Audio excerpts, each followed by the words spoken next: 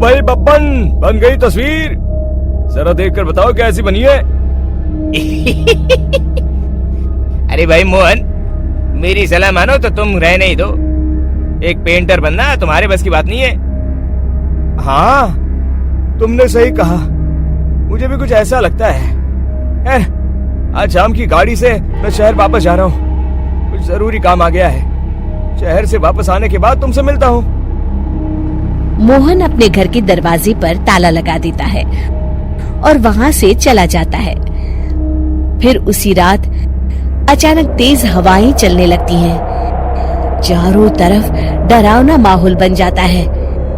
तभी मोहन की बनाई हुई पेंटिंग की वो औरत एक खतरनाक चुड़ैल में बदल जाती है और पेंटिंग से बाहर आ जाती है।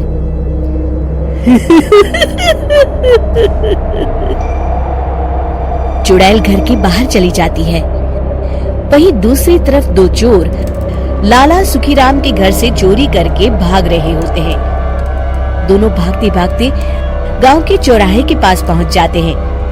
तभी अचानक वो चुड़ैल उन दोनों के सामने आ जाती है।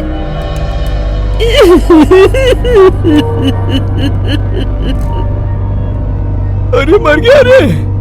ये चुड़ैल कहाँ से आ गई? अरे मैंने तो तुझसे पहले कहा था कि आज अमावस्या की रात है।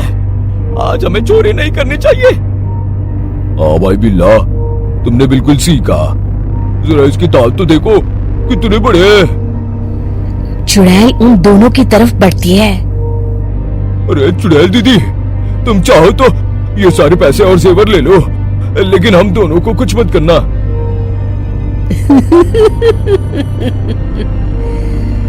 पैसे और जेवर के लालच में तुम इंसान बिकते हो, हम चुड़ैल नहीं। तभी चुड़ैल उन दोनों चोरों को पुतले बना देती है।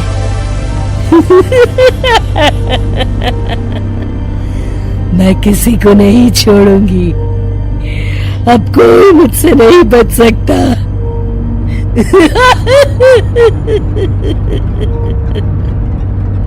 चुड़ैल अपने अगले शिकार की खोज में वहां से चली जाती है।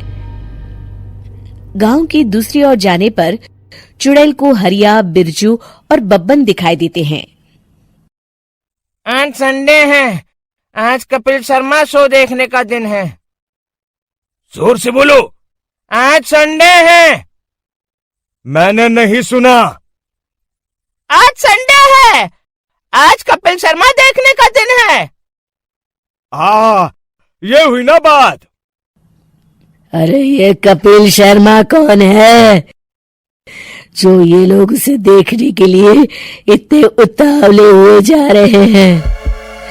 खैर मुझे क्या, मैं अभी इन दोनों को मजा चखाती हूँ। चुड़ैल तेजी से उड़कर उन तीनों के सामने आकर खड़ी हो जाती है।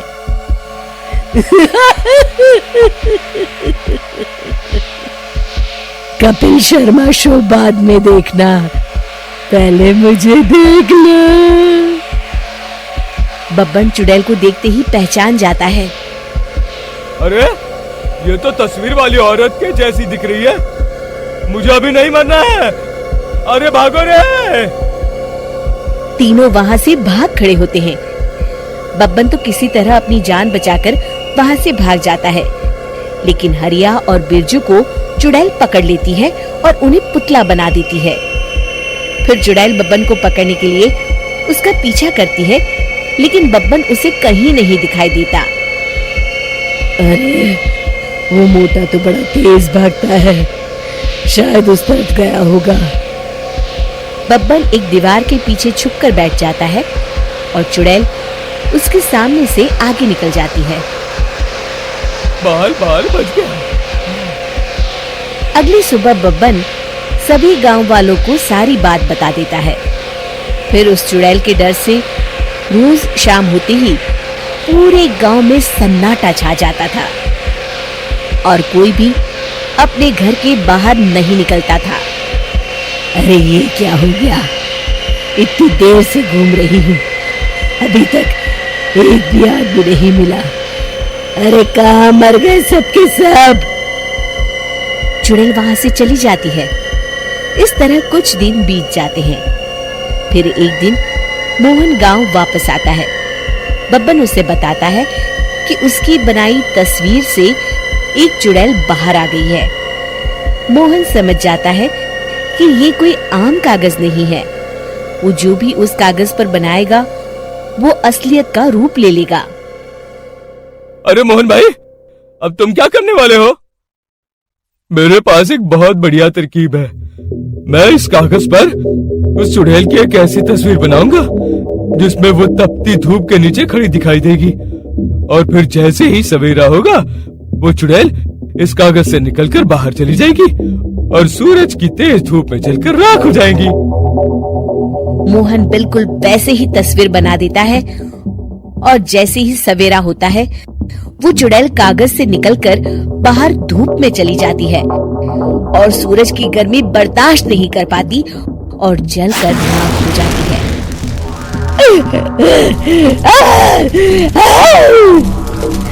ये मुझे क्या हो रहा है? मैं सूरज की रोशनी बर्दाश्त नहीं कर सकती। मेरा पूरा शरीर जल रहा है।